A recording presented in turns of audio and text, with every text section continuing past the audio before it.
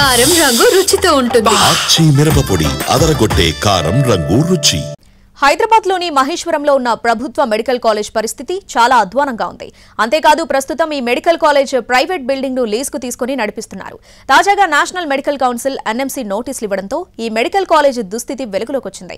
అంతేకాదు ఈ మెడికల్ కాలేజ్లో ఫ్యాకల్టీతో పాటు మౌలిక సదుపాయాల కొరత స్పష్టంగా కనిపిస్తుంది. మహేశ్వరంలోని ప్రభుత్వ మెడికల్ కాలేజ్ పరిస్థితిపై మరింత సమాచారాన్ని మా ప్రతినిధి రాధిక అందిస్తారు.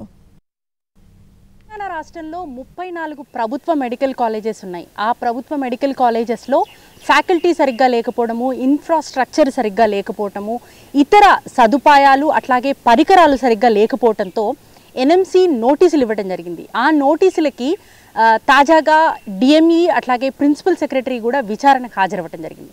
అయితే ఓవరాల్గా ఈ మెడికల్ కాలేజీలు గత ప్రభుత్వం దాదాపుగా 27 మెడికల్ కాలేజీలకు అనుమతులను తీసుకొచ్చింది. ఆ మెడికల్ కాలేజీలలో కేవలం చిన్న చిన్న రూమ్లలో చిన్న చిన్న పిహెచ్సిలు అనుబంధంగా పనిచేస్తున్న హాస్పిటల్స్కి అటాచ్డ్గా షెడ్లలో కూడా మెడికల్ కాలేజీలు ప్రారంభించిన పరిస్థితి. ప్రస్తుతం మనము అంటే కాంగ్రెస్ గవర్నమెంట్ వచ్చిన తర్వాత అనుమతులు వచ్చినప్పటికీ దీనికి జీవో మాత్రం బీఆర్ఎస్ ప్రభుత్వమే తీసుకొచ్చింది. ఆ కాలేజ్ అంటే ఇది మహేశ్వరం మెడికల్ కాలేజ్గా చెప్తారు. దీనికి ఎక్కడ ఒక బోర్డు కూడా మనకు కనిపించని పరిస్థితి. సో ఈ మెడికల్ కాలేజీలో ప్రస్తుతం మనం ఉన్నాము. ఈ మెడికల్ కాలేజ్కి సంబంధించి ఇటు ప్రస్తుతానికి ఒక ప్రైవేట్ బిల్డింగ్ని లీజ్కి తీసుకొని ఈ మెడికల్ కాలేజ్ అయితే ప్రస్తుతం రన్ చేస్తున్నారు.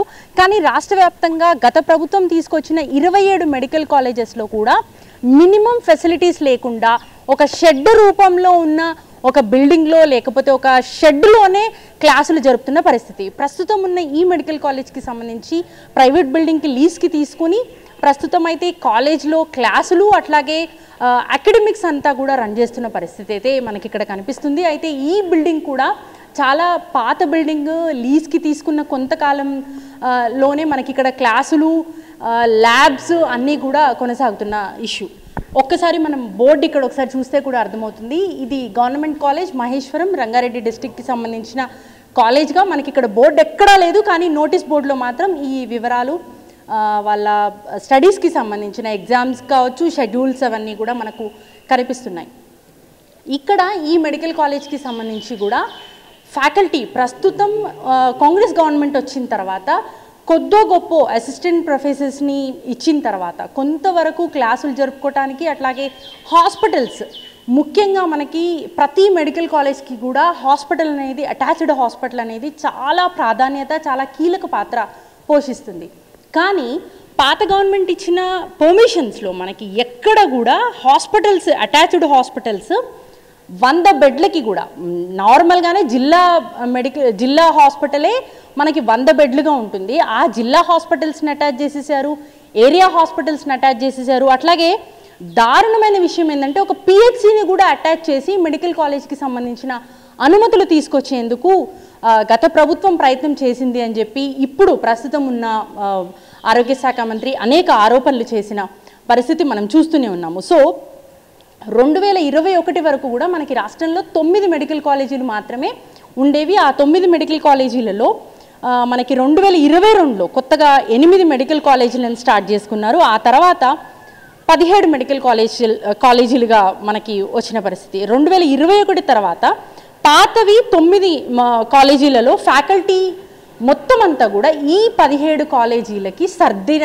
పరిస్థితి. అంటే రాష్ట్ర వ్యాప్తంగా ఉన్న 9 మెడికల్ కాలేజీలలో ఉన్న ఫ్యాకల్టీ, ప్రొఫెసర్స్, అసోసియేట్స్ అందరూ కూడా ఈ 17 మెడికల్ కాలేజీలలో బోధన చేయాల్సిన దుస్థితి అప్పుడు ప్రభుత్వం తీసుకొచ్చారు. అంటే ఇబ్బడి ముబ్బడిగా అనుమతులు అయితే తెచ్చారు, జీవోలు విడుదల చేశారు. కానీ వాటికి సంబంధించిన ఫ్యాకల్టీని ఇవ్వటం కావచ్చు, ఇటు ఇన్ఫ్రాస్ట్రక్చర్ ఇవ్వటం కావచ్చు, మినిమం ఫెసిలిటీస్ కల్పించడంలో కూడా అప్పుడు ప్రభుత్వం ఫెయిల్ అయ్యింది అని చెప్పి ప్రస్తుత ప్రభుత్వం ఆరోపణలు అయితే చేస్తుంది. ఒకసారి మనం విజువల్లో చూస్తే కూడా ఇప్పుడు మహేశ్వరం మెడికల్ కాలేజ్లో మినిమం ఫెసిలిటీస్ కల్పించే ప్రయత్నాలు చేస్తున్నారు. అయినా కూడా ఎన్ఎంసీ నుంచి నోటీసులు అయితే అందుకోవాల్సి వచ్చింది. సో ఎన్ఎంసీకి ప్రభుత్వం తరఫున క్లారిటీ ఇచ్చిన తర్వాత పూర్తి స్థాయిలో ఇటు సీఎం ఆదేశించిన తర్వాత ఫుల్ ప్లెజ్డ్గా ఇటు ప్రిన్సిపల్ సెక్రటరీ, ఆరోగ్య శాఖకు సంబంధించిన ప్రిన్సిపల్ సెక్రటరీ అట్లాగే డిఎంఈ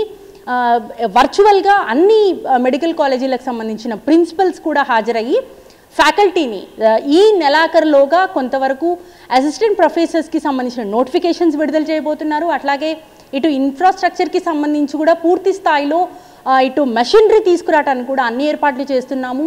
ఈ మెడికల్ కాలేజీలకు పూర్తి సౌకర్యాలు కల్పించడానికి నిధులు ఎంతైనా కూడా కేటాయించడానికి తెలంగాణ రాష్ట్ర ప్రభుత్వం సిద్ధంగా ఉంది అని చెప్పేసి రీసెంట్గా రాష్ట్ర ముఖ్యమంత్రి రేవంత్ రెడ్డి కూడా చెప్పడం జరిగింది. సో ఓవరాల్గా ఈ మెడికల్ కాలేజీల ప్రక్షాళన మొదలు పెట్టాలి, పూర్తి స్థాయిలో ఎన్ఎంసీ రూల్స్ ప్రకారం మెడికల్ కాలేజీలను నడిపించి వైద్య విద్యను పేదలకు అందుబాటులో ఉండే విధంగా నాణ్యమైన మెరుగైన వైద్య విద్యను అందించడానికి క్షేత్రస్థాయి నుంచి ఈ ప్రక్షాళన అయితే చేస్తాము అని చేయటానికి సిద్ధంగా ఉన్నాము అని చెప్పి ఇటు ప్రభుత్వం చెప్తుంది. అది ఎంత మేరకు పేద విద్యార్థులకు ఎంబీబీఎస్ కళ అనేది సాకారం అవుతుంది అనేది వేచి చూడాల్సిందే.